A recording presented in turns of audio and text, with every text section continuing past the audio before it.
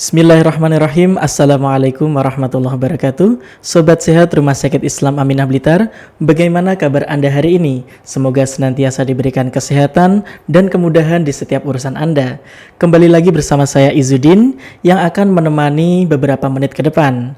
Hari ini kita akan mengangkat tema yang sangat menarik, yakni entrepreneur ala Nabi dan peran Aisyah dalam membangun kemandirian ekonomi umat. Dan bersama saya telah hadir narasumber yang sangat luar biasa. Beliau adalah Ketua Pimpinan Daerah Aisyah Kabupaten Blitar, Ibu Heni Wastuti SE. Mari Sobat Sehat, kita sapa narasumber kita hari ini bersama-sama. Assalamualaikum warahmatullahi wabarakatuh, Ibu. Waalaikumsalam warahmatullahi wabarakatuh. Kabar sehat nggih? Alhamdulillah. Alhamdulillahirrahmanirrahim. Sobat Sehat yang dimuliakan Allah, Nabi Muhammad merupakan teladan kita dalam kehidupan sehari-hari. Beliau adalah pemimpin keluarga, panglima perang, bahkan ahli bisnis dan entrepreneur. Kira-kira apa saja karakter yang dimiliki Nabi dalam memerankan peran tersebut? Mari kita langsung bertanya kepada narasumber kita hari ini. Jadi gini Bu Heni, pertanyaan pertama, kira-kira apa esensi entrepreneur ala Nabi? Baik, terima kasih sahabat sehat dari RSI Aminah. Baik, akan kami sampaikan kalau esensi dari entrepreneur ala Nabi Muhammad SAW, tentu ini kita harus melihat dulu bahwa memang Rasulullah SAW sebelum beliau diangkat sebagai Rasul Allah, begitu nggih, ketika kecil beliau ini sudah menjadi saudagar ya, yang handal, yang tentunya ini atas gemblengan dari paman beliau, begitu, sehingga ketika umur 12 tahun beliau sudah dipercaya oleh pamannya untuk berdagang sampai di negeri Sam, hingga umur 17 tahun ini beliau dipercaya oleh saudagar perempuan yang kelak akan menjadi istrinya, yaitu Ibu Siti Khadijah. Yeah. Nah, ini karena apa? Tentu kalau kita melihat dari pelajaran atau esensi dari entrepreneur ala Rasulullah ini, tentu kita melihat sifat-sifat beliau di dalam menjalankan usahanya. Tentu ini tidak terlepas dari 4 karakter yang dimiliki Rasulullah, yaitu Siddiq, Tabrek, Fatonah, dan Amanah ini. Gitu, nah, esensinya sebenarnya seperti itu, ya. Kejujuran ini adalah modal dasar utama bagi beliau untuk melakukan perdagangan. Sebagai saudagar ini, tanpa adanya kejujuran di dalam menjalankan usahanya, tentu ini tidak akan mudah dipercaya oleh konsumen atau pembelinya. Jadi ini penting sekali bagi kita ketika kita melakukan usaha apapun, baik dalam bidang jasa maupun barang. Kalau kita memberi pelayanan kepada konsumen kita atau calon pembeli kita ini, sifat-sifat dari Rasulullah ini perlu kita camkan, begitu, atau kita terapkan di dalam kita menjalankan suatu bidang usaha. Begitu. Okay. Berarti memang Rasulullah sudah dari kecil itu terbiasa, sudah dilatih untuk menjadi, sudah mencontohkan, iya, dan juga sudah ditanamkan sifat-sifat seperti itu, Ibu. Baik. Jadi tadi panjenengan sampaikan bahwa Rasulullah semenjak kecil sudah diajarkan untuk berdagang, dan juga pasti dilatih juga menerapkan 4 sifat itu tadi. Nah, kira-kira Ibu, adakah perbedaan antara berdagang di zaman Nabi dengan bisnis konvensional di masa kini?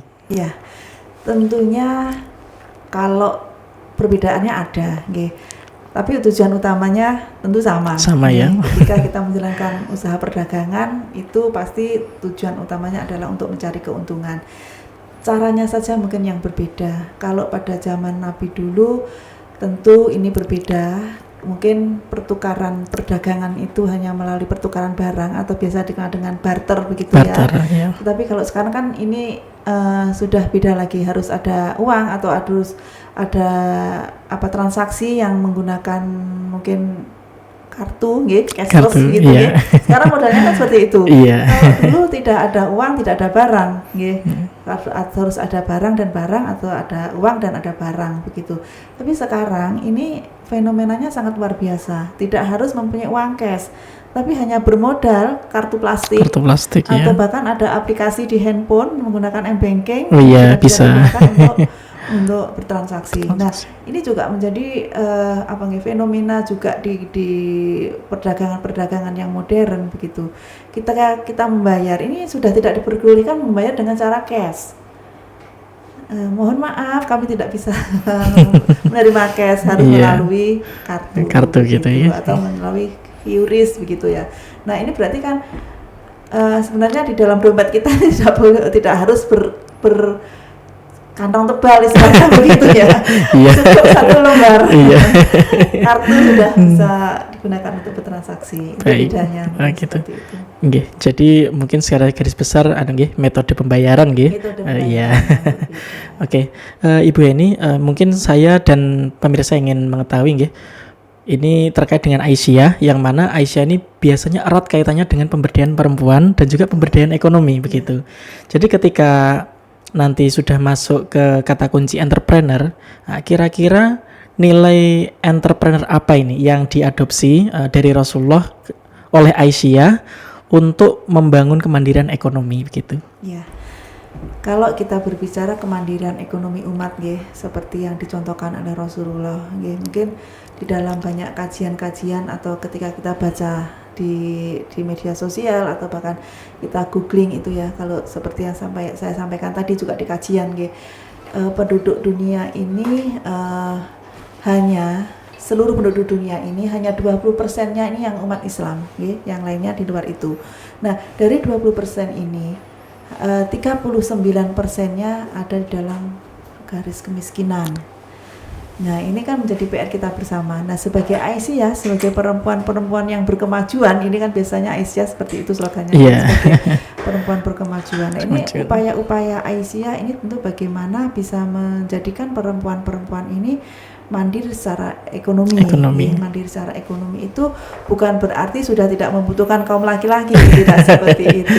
Paling tidak bagaimana kaum perempuan ini bisa menjadi salah satu penyumbang dari pendapatan keluarga. Nah, salah satunya ya pemberdayaan di bidang perempuan. Kalau di Aisyah ini ada beberapa kegiatan yang mengarah ke sana ya.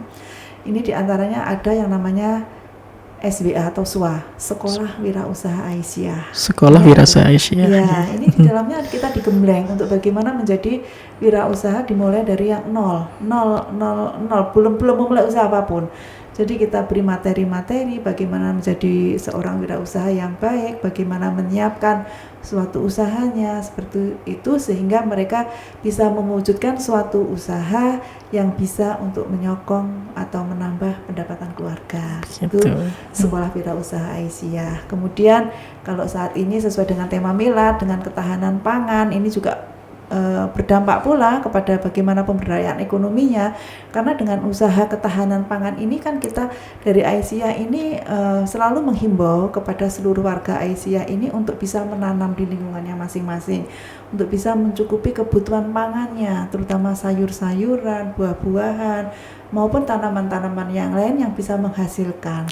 Nah, untuk ketahanan pangan ini kan memang menjadi PR kita bersama, secara nasional juga begitu. Bahkan kalau kita berbicara secara global ya, Indonesia itu penyumbang sampah makanan terbesar nomor 3 di dunia. Nomor 3 di dunia, Masya Allah. Yang pertama itu Arab Saudi, yang kedua Amerika, dan yang ketiga Indonesia. Nah, ini kan menjadi PR kita bersama. Kita terlalu banyak menyanyiakan makanan kalau kita berbicara sampah makanan. Nah, ini bagaimana kita menghimbau kepada ibu-ibu Aisyah ini untuk bisa menghemat makanan, bukan berarti kita pelit, tapi bagaimana mengkondisikan bahwa apa yang kita sajikan di rumah ini sesuai kebutuhan saja. Kemudian mungkin kalau di acara-acara lain ya jangan berlebih-lebihan begitu sehingga menyisakan sampah begitu. Nah, kembali kepada ketahanan pangan. Nah, ini kan juga berpengaruh juga apabila kita terlalu menghambur-hamburkan makanan, berarti ketahanan pangan ini kan juga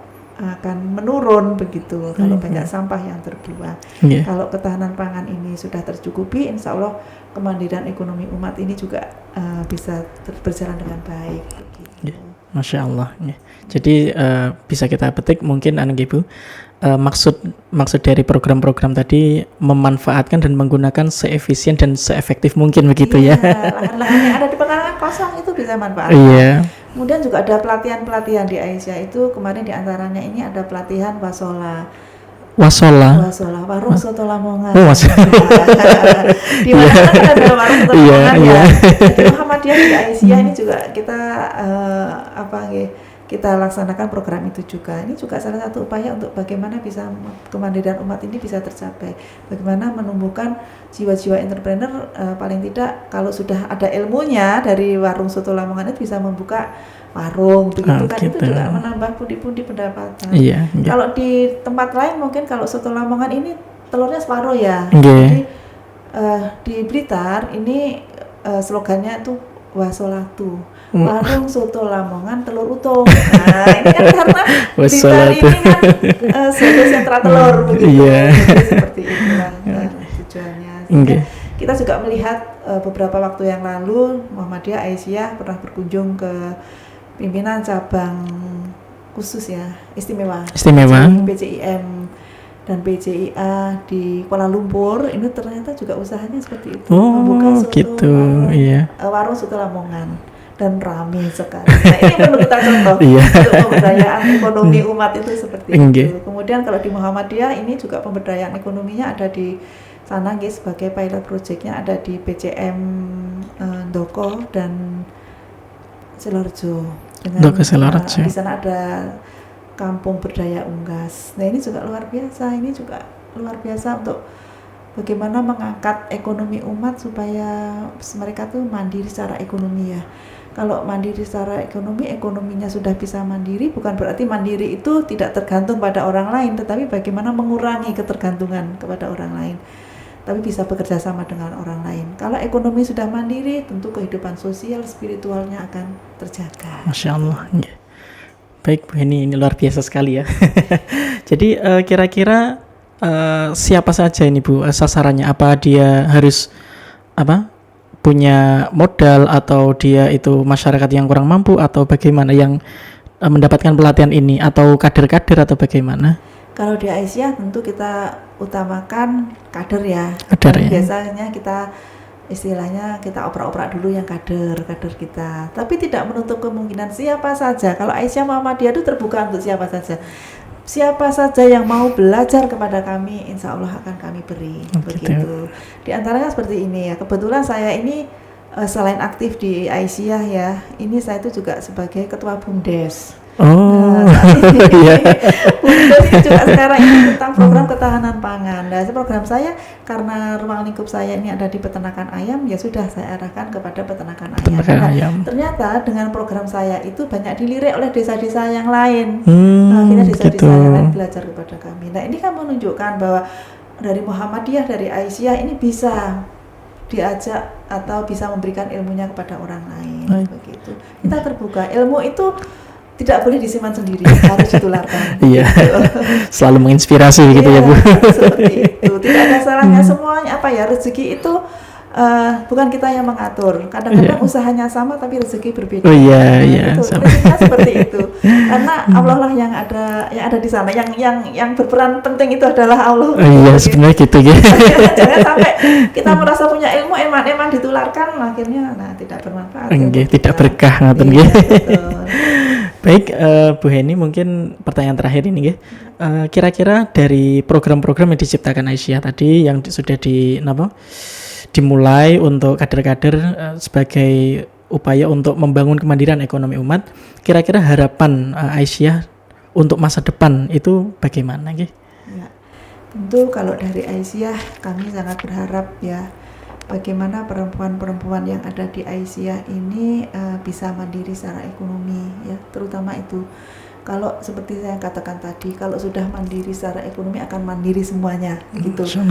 Bukan berarti mandiri secara ekonomi bagi perempuan itu mengesampingkan pihak laki-laki, tidak seperti itu. Tetapi bagaimana perempuan ini bisa mandiri untuk ikut sumbangsih terhadap pendapatan keluarga. Karena dengan sumbangsih perempuan di dalam kehidupan keluarga ini akan sedikit banyak membantu kaum laki-laki gitu, ya. Gitu Ya, ya. seberapapun itu, atau kalau perempuannya cerdas dan pinter bisa mengelola keuangan itu kan sangat luar biasa. Oh iya. Ya. Seberapapun yang didapat kalau perempuannya tangguh dalam mengelola keuangan, nah itu kan bisa menjadi keluarga itu semakin lebih baik lagi. Berbeda dengan perempuan yang tidak bisa mengelola keuangannya, itu tadi. Yang seperti saya katakan tadi harus bisa membedakan antara uang kasir dan uang kasur tadi. Oh iya. Kalau kita berusaha harus membedakan itu seperti itu. Dan nantinya mungkin bisa dengan upaya itu tadi mungkin keluarga juga bisa tambah apa nggih? Tambah tenang, sejahtera ngaten nggih. Tidak hanya dilihat dari faktor ekonomi. Iya, betul, Bu. Ketenangan jiwa itu kan namanya sejahtera. Nggih, baik Bu Heni, terima kasih banyak atas pemaparan materi yang luar biasa. Mungkin sebelum kami tutup, Bu Heni bisa minta closing statement mungkin. Oke, silakan. terima kasih. Baik, Sobat Sehat RSI Aminah, dari kami pimpinan daerah Aisyah Kabupaten Blitar menghimbau atau mengharapkan kepada seluruh Sobat Sehat ini ya, untuk memanfaatkan peluang yang ada. Kita mempunyai waktu yang cukup banyak sebenarnya, jangan digunakan hanya untuk bersantai, masih banyak sekali peluang-peluang yang ada di sekitar kita yang perlu kita gali, kita kembangkan, dan tentunya potensi diri kita juga perlu dimaksimalkan, tidak hanya berdiam diri tetapi marilah kita bergerak bagaimana supaya bisa kemandirian umat ini bisa tercapai dengan sebaik-baiknya, karena kita sangat berharap dengan umat Islam yang semakin mandiri ini kejayaan Islam akan kembali kita peroleh. Begitu. Mungkin itu yang bisa kami sampaikan. Terima kasih banyak Bu Heni atas waktunya hari ini. Sobat Sehat Rumah Sakit Islam Aminah, demikian podcast kali ini membahas tentang entrepreneur ala Nabi dan peran Aisyah dalam membangun kemandirian ekonomi umat. Sebelum kami tutup, akan ada pemaparan layanan poliklinik oleh sobat saya.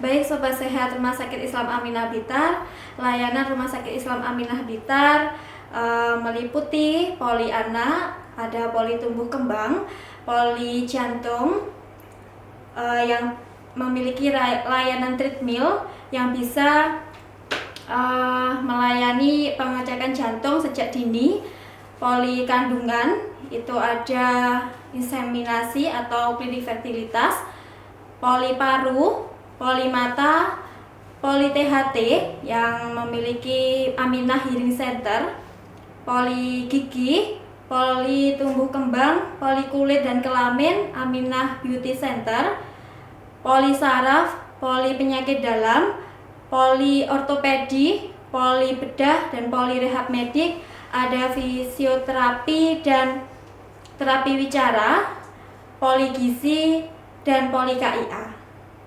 Bagi Sobat Sehat yang ingin memeriksakan diri ke Rumah Sakit Islam Aminah Blitar, kami tunggu kedatangannya.